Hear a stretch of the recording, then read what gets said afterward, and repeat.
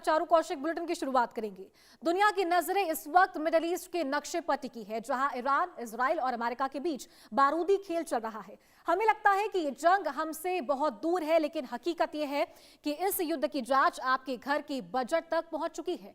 Hormuz strait की नाकेबंदी ने दुनिया की सप्लाई चेन को ऐसे मरोड़ा है कि भारत में पीने के पानी से लेकर किसानों के बासमती चावल और खुशियों की मेहंदी तक सब कुछ महंगा या ठप हो गया है। आज के इस खास प्रोग्राम में हम आपको आसान भाषा में समझाएंगे कि कैसे 7 समंदर पार चल रही ये लड़ाई आपकी जेब पर सर्जिकल स्ट्राइक कर रही है। तो चलिए अब आपको ग्राफिक्स के जरिए समझाएंगे। तो पानी की बोतलें महंगी हुई है, ईरान युद्ध का जो असर है वो किस तरीके से भारत पर पड़ रहा है। सबसे पहले पानी की बोतलें महंगी हो गई है इस युद्ध की वजह से। उसके बाद ब्यावर की खनिज फैक्ट्रियां बंद हो गई है। तीसरी तस्वीर, सोजत मेहंदी का निर्यात ठप हो गया है। राजस्थान में सबसे महत्वपूर्ण इसे माना जाता है। तो किशनगढ़ मार्बल फैक्ट्री सूनी हो गई है, मार्बल मंडी जो है वो सूनी हो गई है, क्योंकि यहां से बड़ी मात्रा में खाड़ी देशों में, यूएई में ये जो मार्बल है ये सप्लाई होता है। बीकानेर की जो भुजिया है वो महंगी हो गई है। साथ की छठी तस्वीर, बासमती चावल का व्यापार जो है वो रुक गया है। तो ईरान युद्ध का असर और किस किस तरीके से यह असर आम आदमी की जेब पर पड़ रहा है वो ये 6 तस्वीरों के जरिए आपको समझाने की कोशिश कर रहे हैं। पानी की बोतलें महंगी हो गई है, ब्यावर की खनिज फैक्ट्रियां बंद हो गई हैं, सोजत मेहंदी का निर्यात जो है वो ठप हो गया है। तो किशनगढ़ मार्बल मंडी भी बंद होती हुई नजर आ रही है, सूनी पड़ गई है। तो बीकानेर की भुजिया महंगी हो गई है, बासमती चावल की जो सप्लाई है वो रुक गई है, व्यापार जो है वो रुक गया है। और इन 6 तस्वीरों का मतलब यह है कि आम जनता कि रोजमर्रा की जीवन से, रोजमर्रा के जीवन से, लाइफस्टाइल से ये चीजें जुड़ी हुई है। पानी की बोतलें महंगी हो गई है। हर दुकान पर हम ये देख सकते हैं कि पानी की बोतलों की जो सप्लाई है वो होती है, बड़ी मात्रा में लोग इसे खरीदते हुए नजर आते हैं। ये बोतलें महंगी हो गई है, जिसका जो बोझ है वो आम जनता को उठाना पड़ेगा। साथ ही अब दूसरी तस्वीर पर आते हैं, ब्यावर की जो खनिज फैक्ट्रियां हैं ये बंद हो गई हैं। इसका असर भी सीधे सीधे साफ तौर पर आम आदमी की जेब पर पड़ रहा है। तो सोजत की मेहंदी का निर्यात रुक गया है, यानी कि बाहर ये मेहंदी एक्सपोर्ट होती है। राजस्थान में ये जो मेहंदी है वो बनती है और बड़ी बड़ी फैक्ट्रियां इसकी है, लोग यहाँ पर काम करते हैं, उन पर भी इसका साफ असर देखने को मिल रहा है। किशनगढ़ मार्बल मंडी अब सूनी दिखाई दे रही है। बड़ा मार्बल का ये जो कारोबार है राजस्थान के किशनगढ़ में ये स्थित है, अजमेर के पास स्थित है किशनगढ़, जहाँ पर ये कारोबार होता है और बड़ी मात्रा में यहाँ से बड़े बड़े स्टॉक जो हैं वो खाड़ी देशों के लिए निकलते हैं। ये मार्बल कई जगहों पर कई चीजों में ये काम आता है। तो वही बीकानेर की भुजिया महंगी हो गई है। तो बासमती चावल का जो व्यापार है वो भी ठप होता हुआ नजर आ रहा है।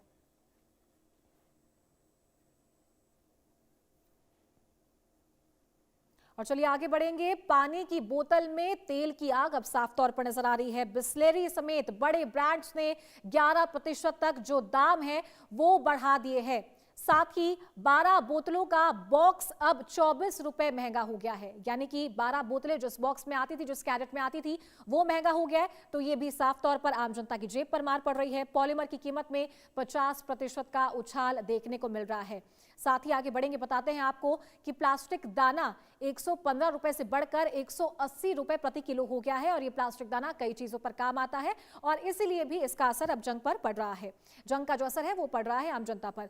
तो जंग ईरान में हो रही है, लेकिन प्यास बुझाना भारत में महंगा हो गया है। देश की सबसे बड़ी पैक्ड वाटर कंपनी बिस्लेरी ने कीमतों में भारी बढ़ोतरी की है और इसकी वजह सीधी है कि पानी की बोतलें जिस पीईटी यानी कि पॉलीमर से बनती है वो कच्चे तेल से निकलता है और युद्ध के कारण कच्चे तेल की सप्लाई बाधित हो गई है।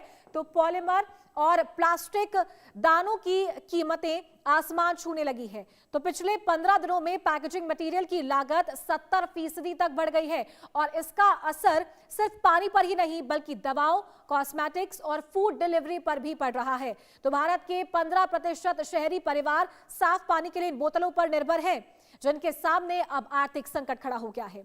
महाराष्ट्र जैसे राज्यों में तो 20% बोतल बनाने वाले प्लांट अस्थायी रूप से बंद हो गए हैं और ये ही बड़ी वजह है कि महंगाई हो रही है और आम जनता इससे त्रस्त नजर आ रही है। पॉलीमर वो यहाँ पर सब्सटेंस है जिससे ये बोतल बनाने में इसमें मदद मिलती है और जो प्लास्टिक की बोतलें हैं वो इससे बनती है। तो सोजत की मेहंदी की बात करते हैं जिस पर बारूद का रंग साफ तौर पर नजर आ रहा है।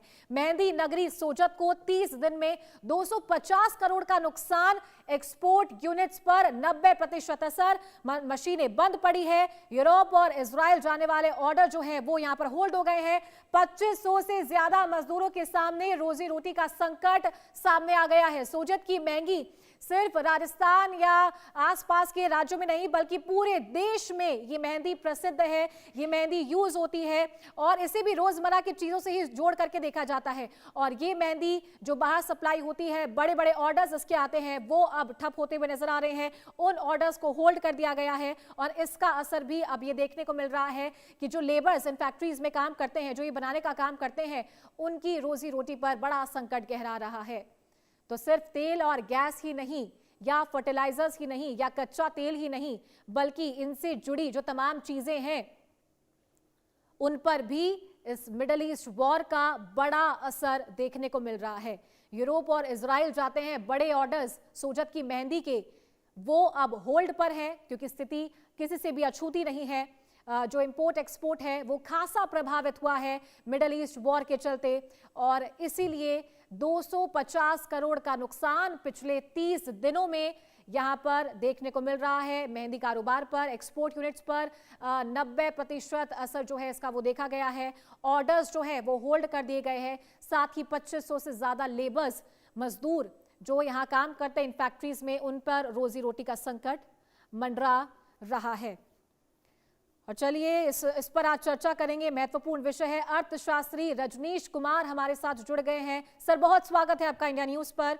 और सबसे पहले मैं ये आपसे जानना चाहूंगी कि आम जनता पर, क्योंकि आम जनता ये समझ रही है कि तेल गैस संकट है, कच्चा तेल है, फर्टिलाइजर्स है, इसका असर पड़ रहा है इस मिडिल ईस्ट वॉर के चलते, तो ये इसलिए महंगी हो रही हैं चीजें। लेकिन ये जो सप्लाई होती है, इंपोर्ट एक्सपोर्ट होता है, इससे और कौन कौन सी चीजें हैं जो रोजमर्रा की जिंदगी में हमारे काम आती है वो महंगी हो रही है और वो उससे आम जनता अब परेशान होती हुई नजर आएगी और आने वाले दिनों में स्थिति और खराब हो सकती है।